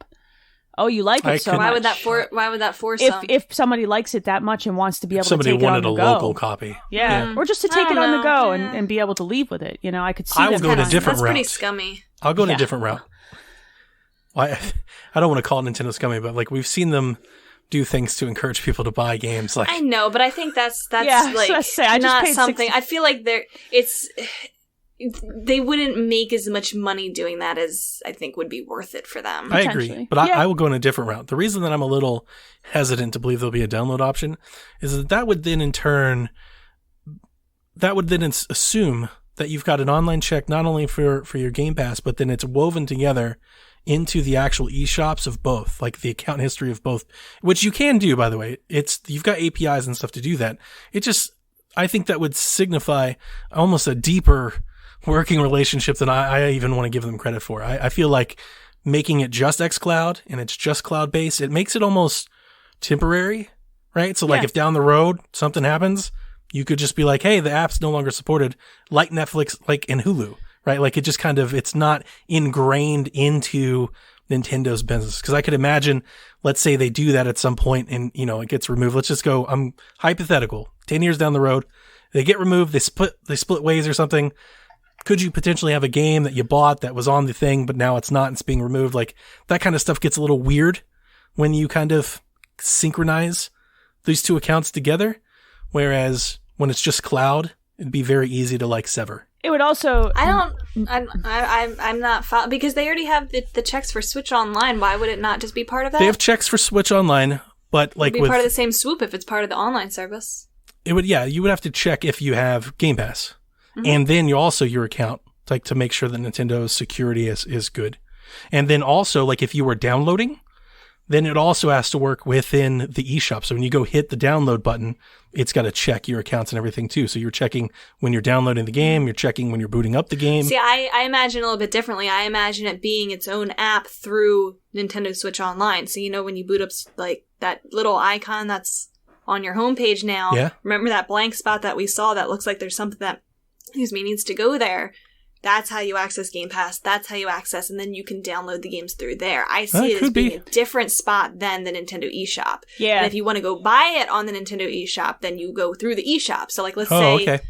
You're trying to buy Ori and the Blind works. Forest. If you want to go through Game Pass, you go into the Switch Online app. You click the little Game Pass button. You download it there. That works. Versus if you want to buy it, you go into the Switch eShop. And I was thinking of it there. more like how PC like browsers do it, where you can synchronize both libraries together and you can kind of see what you have access to. But yeah, like something like that is easy. Or it easier. Like, essentially how and that way you're not confused with the titles that are offered. Essentially how Switch Online handles the NES and SNES stuff.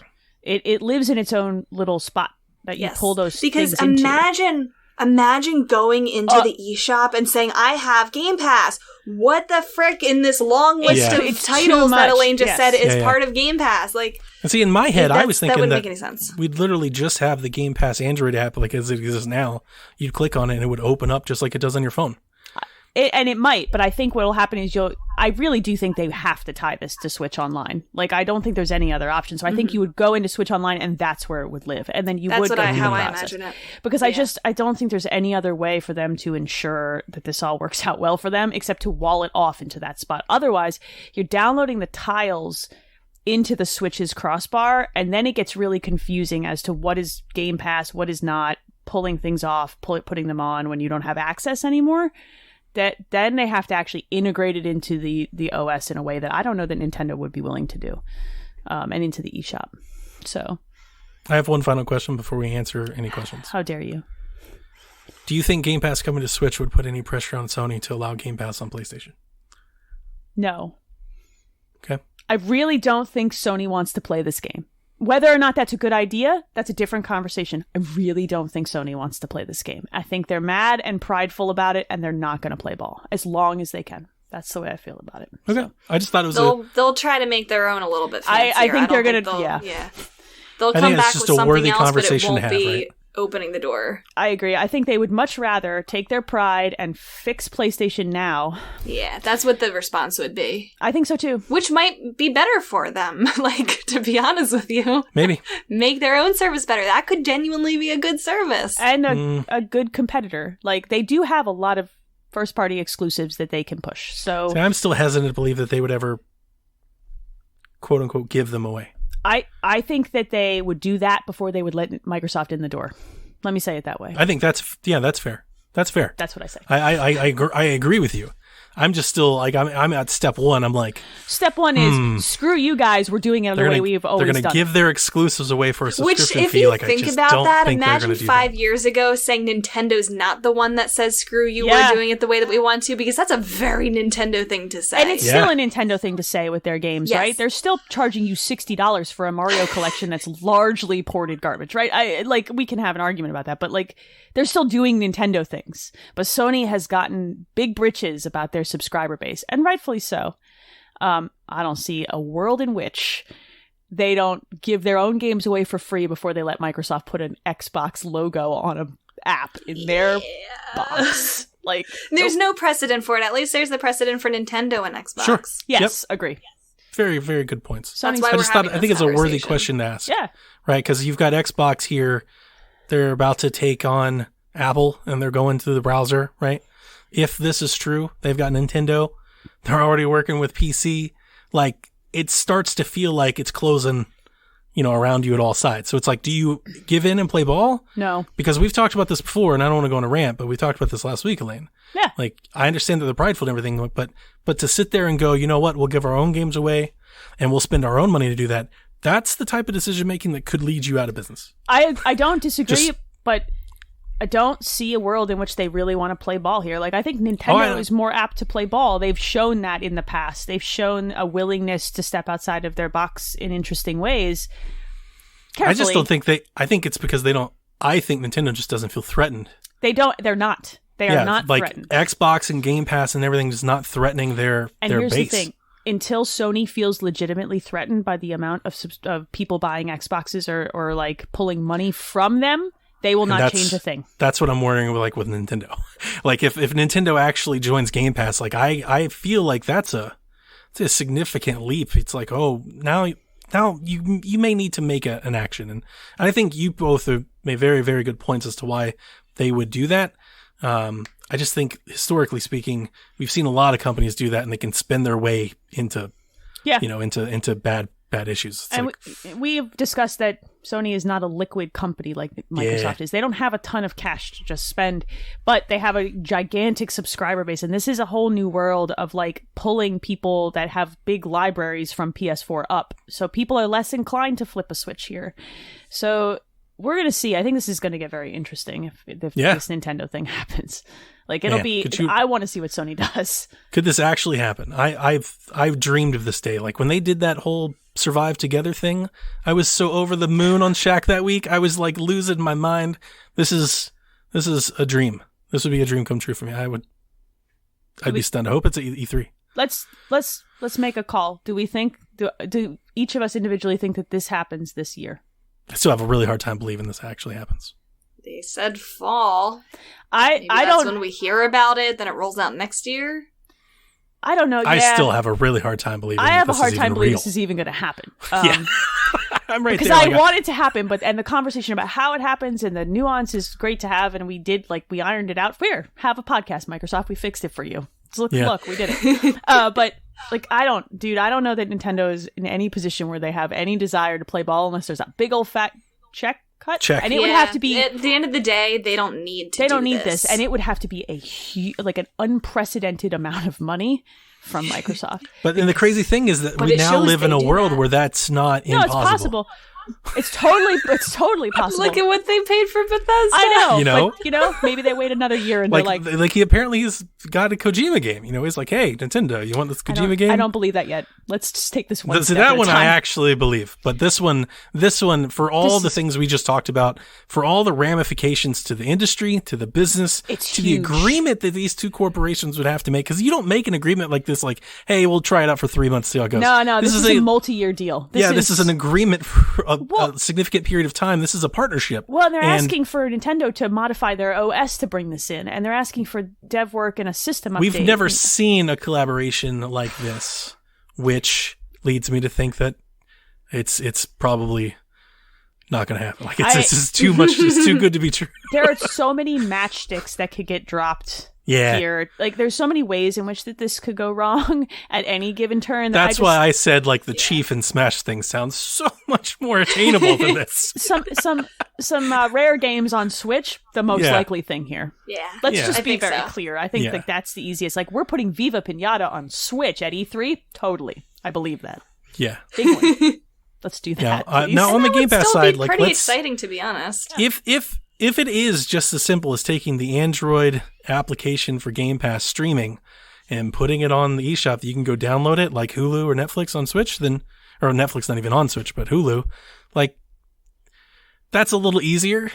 It's just kind of an agreement for Nintendo to allow that to happen. Yeah, that's big. And that could just be a big check. Like a big check could just get that done. I don't think you are selling properly the volume of money that it would take. Oh, no, Nintendo I am. is in the situation where they can snap their suspenders and walk out of the room. Yeah. Like, screw you guys. We have 80 million Switches or whatever nonsense they've sold. And I don't think the new Microsoft that we see now, I don't think they would come to the table unless they were willing to play ball. I agree.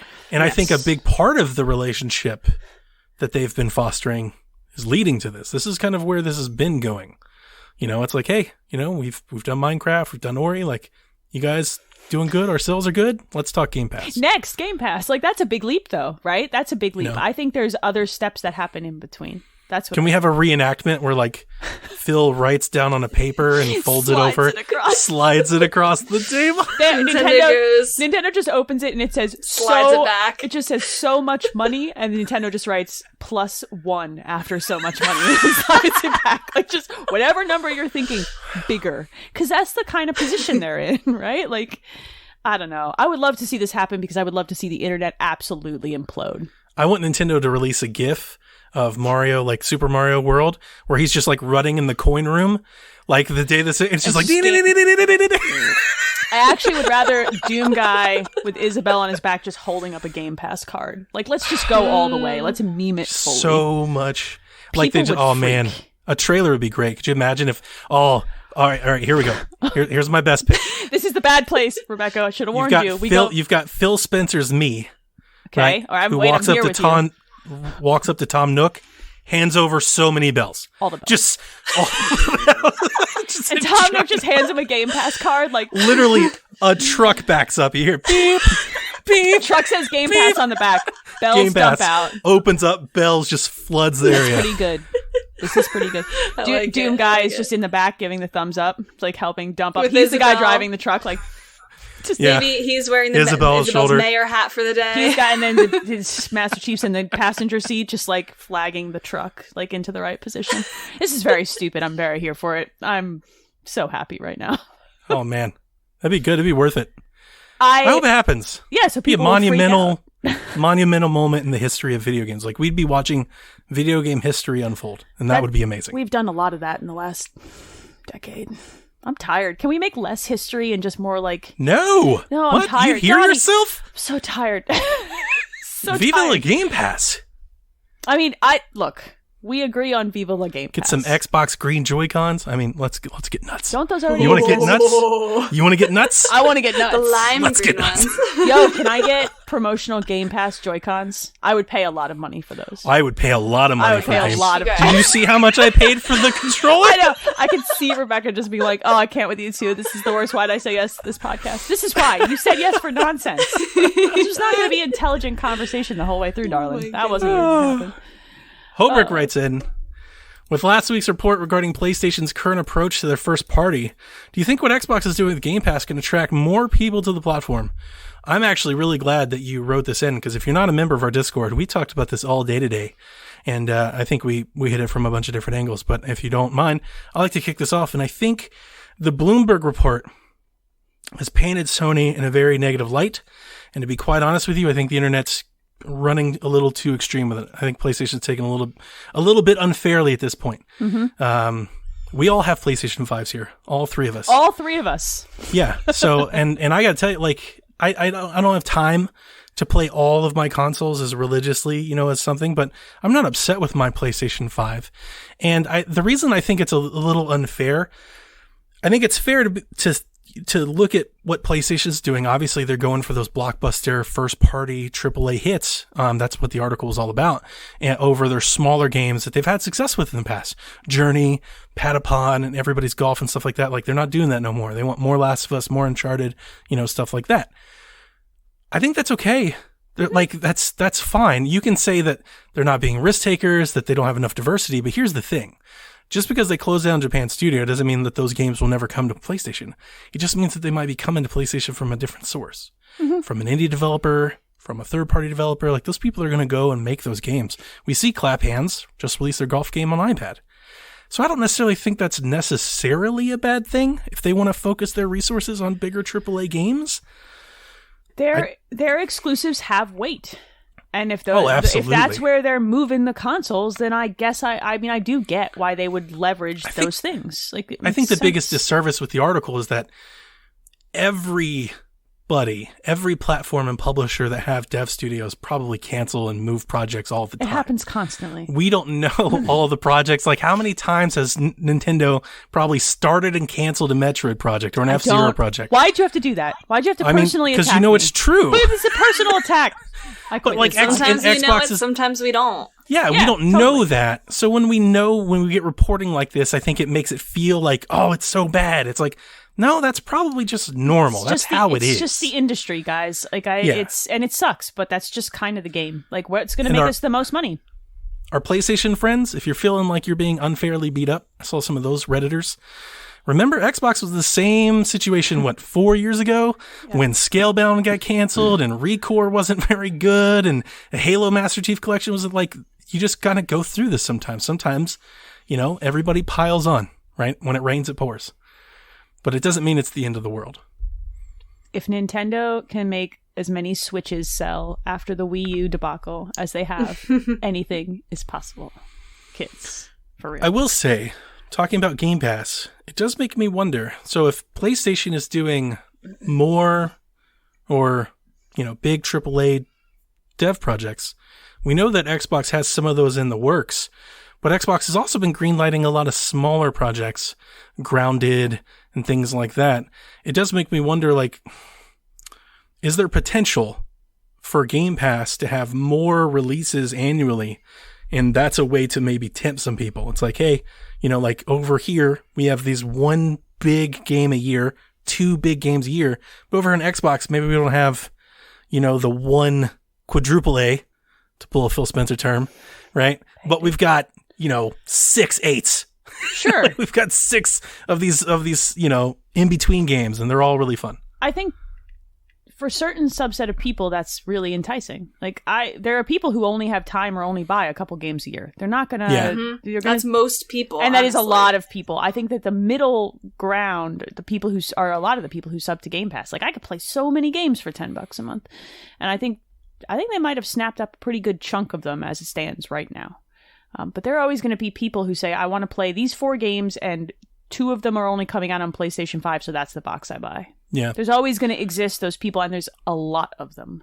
To PlayStation's credit, I think the biggest stone being thrown at Microsoft for the last decade is that they don't have those big AAA games. True. So I do find it a little strange to see so many in journalism going, PlayStation, they only want to make big AAA games. It's like, well, you yell at Microsoft for not making enough of them. Make up your damn mind. What are we going for here? That's how Sony sells boxes to people who don't play a lot of games. That's why they're winning the purchaser count. That's why they have the most boxes. Because they're saying to people, you want to play these 4 games that are huge? Well, you got to buy our box. And their model is works. Nintendo model. Nintendo model works for the same reason. You want to play Mario? Too bad. So sad. Yeah, so Nintendo relies on their IP as being something that everybody wants to play. PlayStation is the same way, but it's more about their quality. They're saying, hey, we are the best. We make the best video games in the world. And if you want to play them, you have to buy our box and you have to buy them here. And it's $70 even. And I think off the backs of God of War, Ghosts, I was gonna say, Asmus, think of how Those many are- awards Horizon. they've been winning Those in are past some years. games, y'all. they prove it. Yeah. They proved it. Yeah, They've earned that. yeah. They've earned that title. They backed up their talk with those things. And, Yeah. Microsoft is trying to solve the problem with quantity in a lot of ways. Yes. Okay? Yep. And I like that, and that's fine. But, I still got to have a PS5 because there's games I want to play on it. Yep. And that's just the long and short of the conversation. If that's the way Sony wants to spend their money and it's making them money hand over fist, I don't see a problem with them doing it that way. The answer is to buy all of them.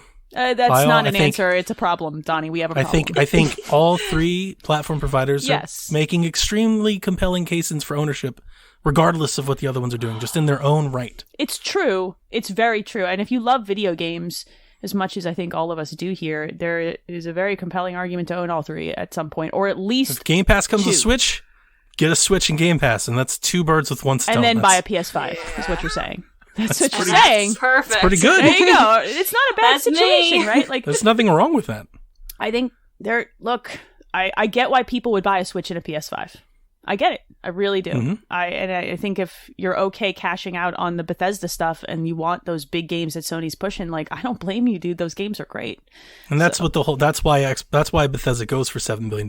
Yes. Because Xbox is trying to buy some of those. They need it. They do Yeah. need it. I think you and I can be very upfront and say, Halo is Halo, but they need something because Sony's coming out Halo with isn't even bangers.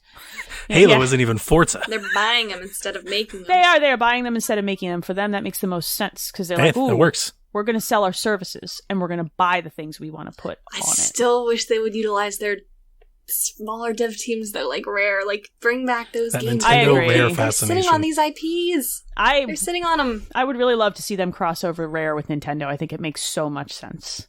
I hope that's what it is. It makes so I much mean, Game sense. Pass, obviously, yes. But I didn't if we're talking about, like, say really it, realistic. but do you think they could like actually loan or do like some sort of Banjo IP to a Nintendo team to make a game? I mean, Nintendo's done it with Cadence of Hyrule out in that direction. I don't see, and Microsoft. Right, and they did it with Mario. And Microsoft is sitting on it. They're not doing anything. Well, that's with the thing. I feel like if they were they would have done that a long time ago. I don't see why they would do that now. Maybe they're worried it won't sell on there. Well, look, a long time ago, Nintendo did not have the market share. They just don't have the interest. They don't have the interest. There's not enough meat there for them to do that. So what if they test the water and sell a ton of Banjo collections on Switch? How much is a ton? How much do you realistically think Well, now you're going the Banjo Crash would sell route. in 2021? The Crash question. trilogy sold a bunch, and then Crash 4 bombed. It's funny because it was actually a good game that bombed. Yeah, it is a good sales game. wise, like it was critically very good and it didn't sell. I'm curious if Microsoft decides to use Rare Replay or some sort of ports to Switch to test water and then give the IPs, loan them out. Who knows? I just don't know if there's enough meat there for them to do it as much as I would love them to. Mm-hmm. It's true, but they're not doing anything with it anyway, though. It's just sitting there, and that's so the thing. sad. I know, and it's so frustrating, but it's been that way for 2 decades? 84 years, yes. Yeah, it has. Wow. It's sad. Okay, I think that's a great place to end it. Man, we beat the speculation horse into the ground and then dragged it behind the railroad once again. It's my favorite way to do this on this podcast. Rebecca, thank you for hanging out with us. Thank you so much. This is a lot of fun. I just want the day to come where you're playing Game Pass games on your Switch. That's what I want. Maybe if that happens, invite me back and I'll talk all about it. You're always welcome. That'd be fun. You're always welcome. Yep. Someday I'll crash Shaq and we'll just ruin Donnie's life completely. Yes. All right. If that's everything, let me give a shout out to our Patreon producers and a big thank you to everybody who makes these shows possible for us by donating on Patreon and retweeting and hanging out with us in the Discord. We appreciate all of you. But let me give you your on-air producers: Michael Masick, Barry Cathcart, Edwin Callow, Stephen Keller, Nick Creature, Rude Days 93, Ben Moxham, Rob Emanuel, Nick Fallhaber, Paul Calicote, Kyle Heyman, Grouchy Surge, Devin Tyus, Josh Bourbon, RJ Kern, Horse Girl 69, and Zachary Adams. I'm a professional, all right? Nailed it. What's up? I think that's going to do it, right? Yep, that's it. All right. So until next week, y'all, play some video games. We'll see you next time. Peace. Woo!